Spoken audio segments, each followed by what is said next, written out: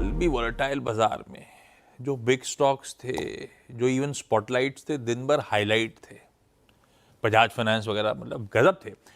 आज कौन कौन से स्टॉक रडार पे रखे हैं हमने और क्यों? आज सिक्सर लगा रहे हैं हम 6 बिग स्टॉक्स। अरे वाह। हाँ। पहले इटर्नल और स्विगी। देखिए, इटर्नल और स्विगी मुझे लग रहा है कि दोनों कंपनियों को जीएसटी का इनडायरेक्ट बेनिफिट मिलेगा।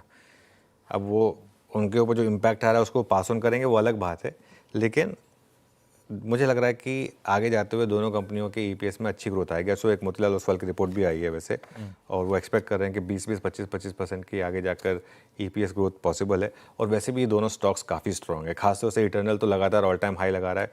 कल भी एकदम highest point of the day पर बंद हुआ है वीक मार्केट में, वो अपने आप स्ट्रॉन्ग है। स्विगी सारी मूविंग एवरेजेस के ऊपर है। हाल ही में दोनों कंपनियों ने अपने प्लेटफॉर्म फीस भी बढ़ाए हैं, और अब हम स्टेज पर आ गए हैं जहाँ पर प्लेटफॉर्म फीस भी लोग दे रहे हैं। मतलब क्या फ़र्क पड़ता है बियॉन्ड अ पॉइंट। तो ये आई थिंक एक इम्पॉर्टेंट चीज़ रहेगी यहाँ पर। दूसरा है डीमार्ट। डीमार्ट को मैं ग्रीन में ले रहा हूँ। अगेन जीएसटी कट का एक डायरेक्ट बेनिफिशियरी है ये।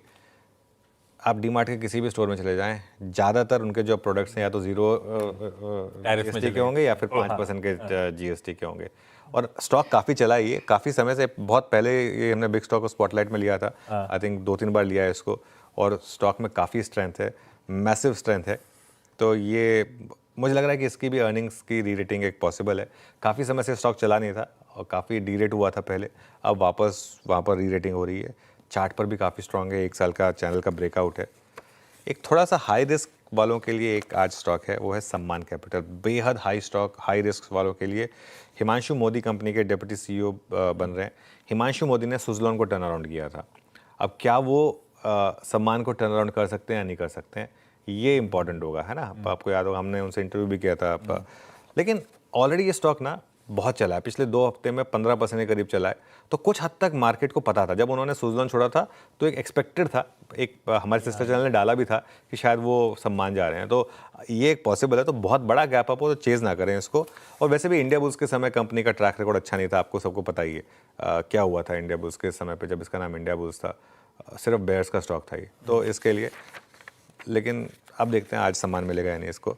अब आते हैं डीएलएफ पर। डीएलएफ को भी मैं ग्रीन में ले रहा हूँ, क्योंकि यहाँ पर अगेन एक जीएसटी कट, जो सीमेंट पर जीएसटी कट है उसका एक बड़ा बेनिफिशियरी है डीएलएफ। आज सुबह एक सीएलएसए की बहुत इंटरेस्टिंग रिपोर्ट आई है। उन्होंने ग्लोबली ना 20 स्टॉक्स इंक्लूड करें हैं अपने एक स्ट्रैटेजी पोर्टफोलियो में, जिसमें इंडिया के भी 4 स्टॉक्स हैं, उनमें से एक डीएलएफ है। तो ये मुझे काफ़ी इंटरेस्टिंग लग रहा है, इस वजह से ये मेरे रडार पर आया।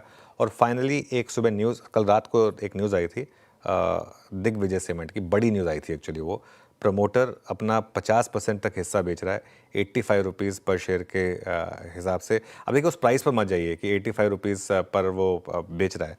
फैक्ट ये है कि एक नया बायर आ रहा है और ओपन ऑफर होगा। ओपन ऑफर 92 रुपीज़ पर ट्रिगर हो रहा है। ये 85 बाय कर रहा है, लेकिन ओपन ऑफर 92 पर ट्रिगर रहा है। लेकिन प्रमोटर चेंज हो रहा है, ये एक मुझे लग रहा है कि एक पॉजिटिव ट्रिगर है। और आई थिंक अनिल सिंघवी जी अपनी सीट रिटेन कर रहे हैं। आई थिंक ये भी एक इंटरेस्टिंग चीज़ होने वाली है। तो इस वजह से इसको मैंने एक ग्रीन में लिया है। लेट्स वेट एंड वॉच आज स्टॉक कैसे रिएक्ट करेगा। इंटरेस्टिंग। ये है आज के बढ़िया से बिग स्टॉक्स।